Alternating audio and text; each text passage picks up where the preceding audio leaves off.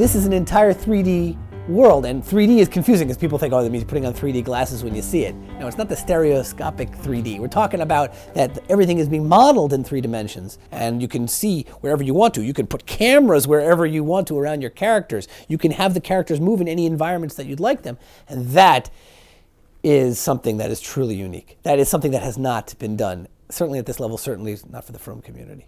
What we're making are everything that either the character is going to interact with or important things that pertain to the story. So for example, the character's house, which is going to be in the foreground of your scene, that's something that has to be built. But if you're looking at things like mountains in the background, skies, other buildings, for example, like, a cityscape, that stuff can generally just be painted or done like as a matte painting.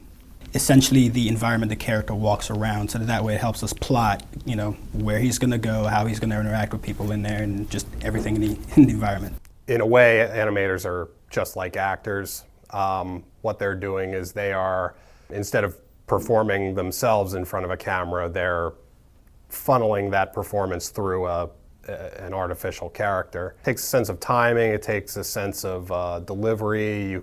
You kind of have to understand what your character is thinking and feeling when they're doing what they're doing. Modeling is the biggest thing that I've been doing here, building sets, building the props in the sets, the bookcases, books, chairs. I mean, if you watch Phil sitting there making those lions, where do you think those lions came from? They were just a picture that he plopped on there? You think he just bought a lion and dumped it in there? No. He had, to make it organic and feel natural in the set that we had, he built that lion. That's like all those little pieces that come out of the lion's mane, or I think that's what it's called.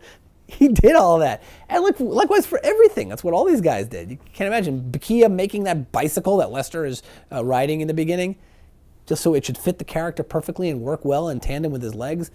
It's an enormous, enormous amount of work. I think anybody coming from any sort of film background would really love the whole 3D process, because any type of camera, limitations, any type of equipment limitations, lighting, whatever, that you may worry about on a live action shoot, it's all there for you in 3D. I mean, 20 cameras, 20 lights, whatever you want, you can put it in there and just go crazy with it. If you're on a film shoot, if you want to do a dolly shot, you need specific equipment. If you want to do like a crane shot, you need specific equipment.